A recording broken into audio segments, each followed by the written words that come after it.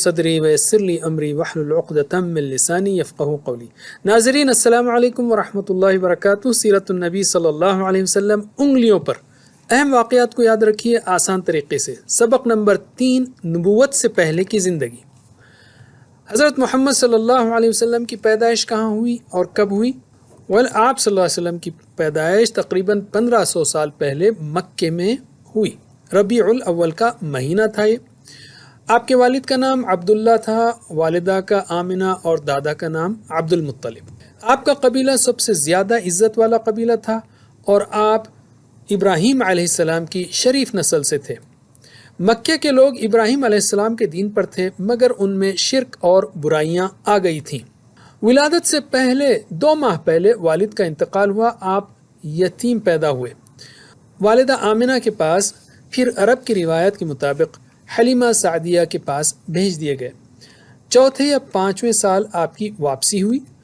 6 سال میں والدہ کی وفات ہوئی، دادا عبد المطلب نے پرورش کی۔ 8 سال میں دادا کا انتقال ہوا تو چچا ابو طالب کے پاس آپ کی پرورش ہوئی۔ اس سے ہم کیا اسباق لے سکتے ہیں کہ بچپن ہی میں جس کو اتنے سارے غم ملیں تو اس کا کامیاب ہونا بہت مشکل ہے، لیکن اللہ تعالیٰ نے آپ صلی اللہ علیہ وسلم کو دنیا کا عظیم الشان اور کامیاب انسان بنا دیا۔ یہ کامیابی بھی رسول صلی اللہ علیہ وسلم کا ایک معجزہ ہے۔ کتنی بار آپ نے شام کا سفر کیا اور نکاح کب ہوا؟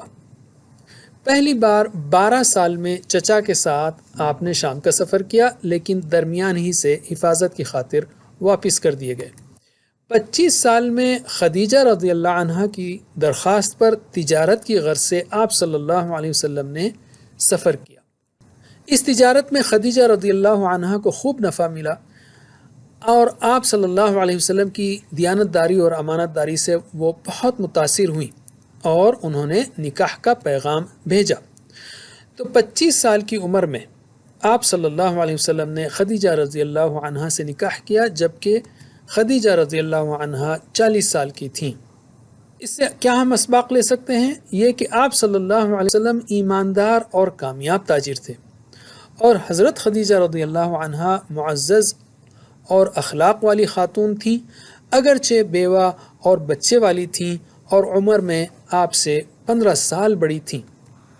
علم نبوت سے پہلے آپ کی زندگی کیسی تھی؟ آپ صلی اللہ علیہ وسلم نے کبھی بتوں کی پوجا نہیں کی، گناہ یا شرم و حیا کے خلاف کبھی کوئی کام نہیں کیا۔ آپ ایماندار، سچے اور اچھے اخلاق والے تھے۔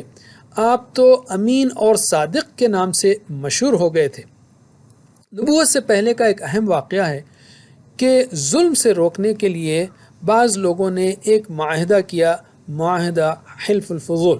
اس میں آپ نے شرکت کی اور آپ فرمایا کرتے تھے صلی اللہ علیہ وسلم کہ اگر اب بھی مجھے کسی ایسے معاہدے کی دعوت دی جائے تو میں اسے قبول کروں گا۔ بیت اللہ کی تعمیر نو کے وقت حجر اسود کے بارے میں قبائل میں جھگڑا ہوا۔ حجر اسود کو اس کی جگہ پر رکھنے کا موقع آیا تو ہر قبیلہ یہ چاہنے لگا کہ نصب کرنے کا شرف اسے ملے۔ آپ کو اس جھگڑے میں فیصلے کرنے کا موقع ملا تو آپ نے حجر اسود کو چادر میں رکھا اور ہر قبیلے کے ایک نمائندے سے فرمایا کہ اس چادر کے کناروں کو پکڑ کر اٹھائیں۔ پھر خود آپ نے صلی اللہ علیہ وسلم حجر اسود کو اس کی جگہ پر رکھ دیا۔ سب لوگ اس پر بہت خوش ہوئے۔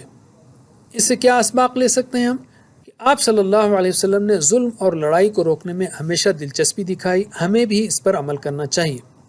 اور غور کیجئے، جس انسان نے 40 سال تک نہ کبھی جھوٹ بولا اور نہ دھوکہ دیا ہو، یہ کیسے ممکن ہے کہ وہ اچانک اللہ کے نام پر سب سے بڑا جھوٹ بولنے لگے؟